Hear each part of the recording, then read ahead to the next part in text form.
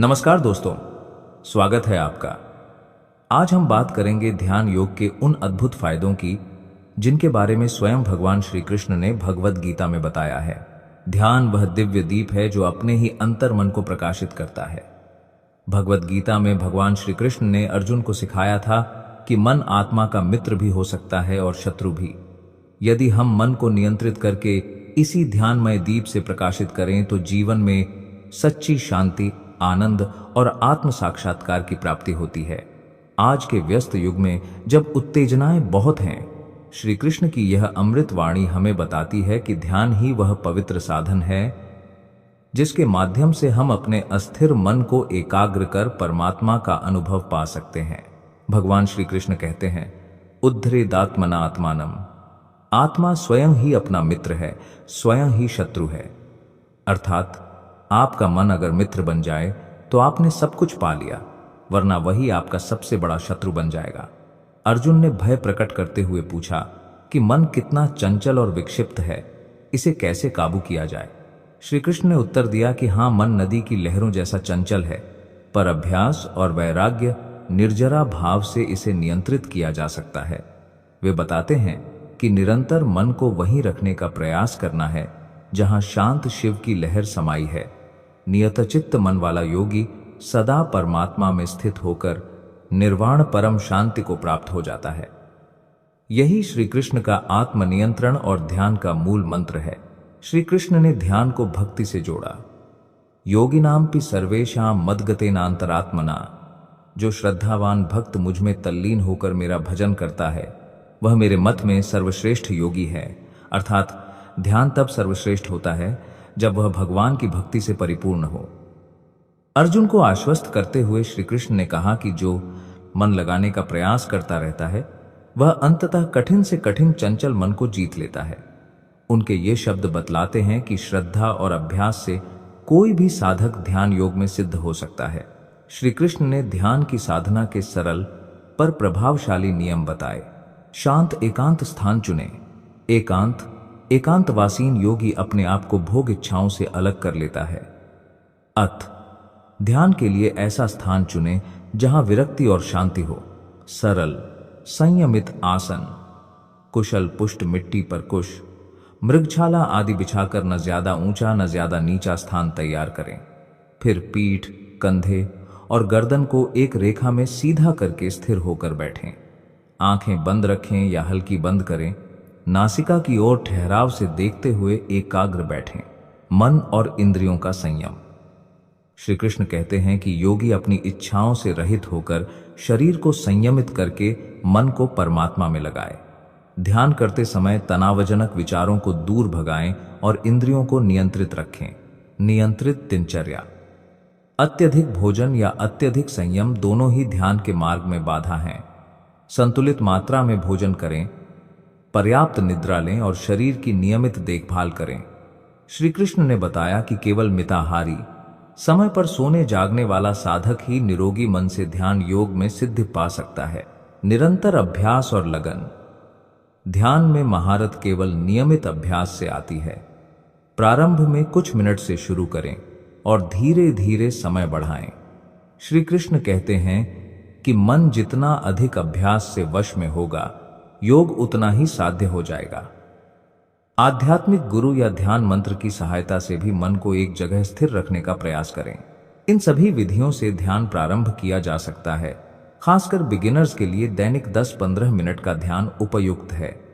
सुबह सुबह या सायंकाल की शांति में बैठे सांस पर ध्यान लगाएं या अपने ईश्वर स्वरूप श्री कृष्ण का नाम मंत्र का जाप करें।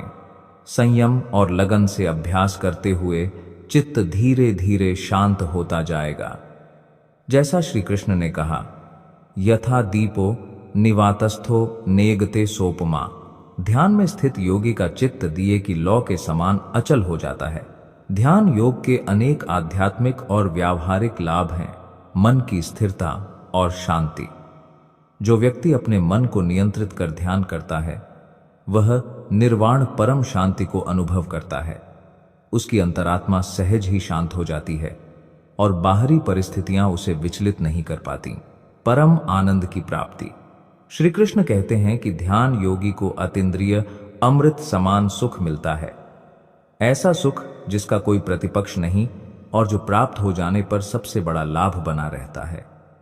यानी एक बार ध्यान की गहराई में आनंद मिल जाए तो जीवन की बाहरी खुशियां भी फीकी लगने लगती हैं। आत्मिक एकत्व साम्य दर्शन। ध्यान में स्थित योगी अपने को और सबको आत्मा के रूप में देखता है।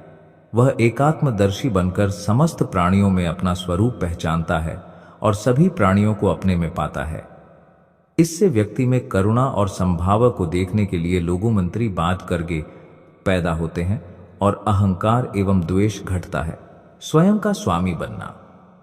जो नियमित ध्यान करता है उसका मन तथा इंद्रियां नियंत्रण में आती हैं और वह स्वयं का मित्र बन जाता है। तनाव, क्रोध, भय आदि मानसिक विकार धीरे धीरे दूर होते हैं। आधुनिक शोध भी कहते हैं कि ध्यान से दिमाग शांत होता है, तनाव के हार्मोन कम होते हैं और मानसिक संतुलन बढ़ता है। साथ ही एकाग्रता बढ़ती है, इच्छा शक्ति मजबूत होती है। आत्मनियंत्रण और अनुशासन।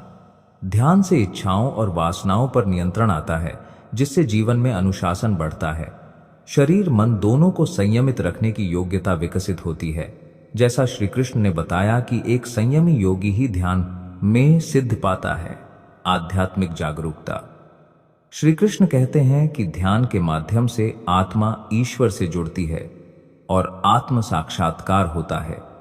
श्रेष्ठतम योगी वही है जो प्रेम सम्मिलित श्रद्धा से प्रभु स्मरण करते हुए ध्यान करता है।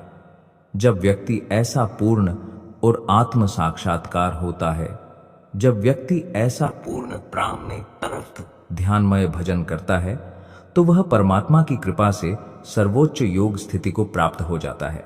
इन लाभों से स्पष्ट है कि ध्यान केवल मानसिक व्यायाम नहीं, बल्कि आत्मा के पवित्र उत्कर्ष का मार्ग है। श्री कृष्ण ने भी गीता में बताया कि धैर्य और संयम से अभ्यास करने वाला योगी सभी जन्मों के पापों से मुक्त होकर परम आनंद का अधिकारी बन जाता है। आखिरकार श्री कृष्ण का ध्यान योग का संदेश यही है कि मन को नियंत्रित करना ही सच्ची योग साधना है।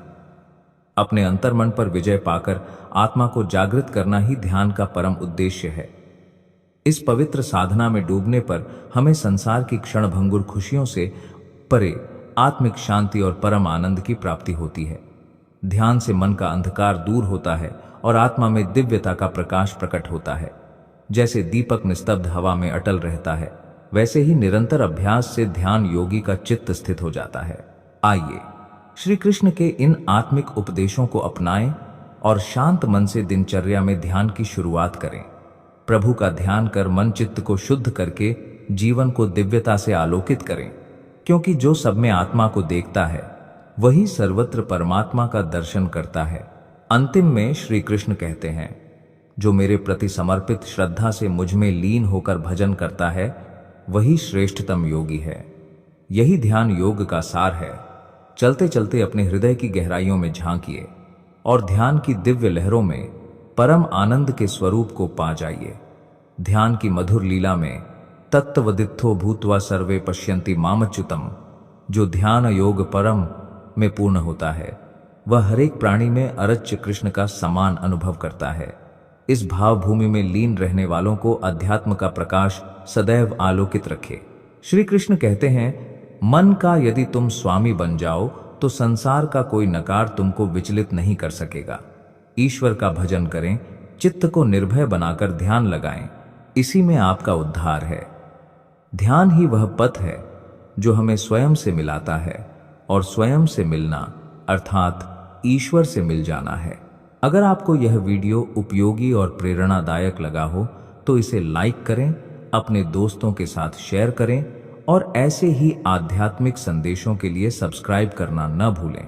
श्री कृष्ण की कृपा आप सब पर बनी रहे।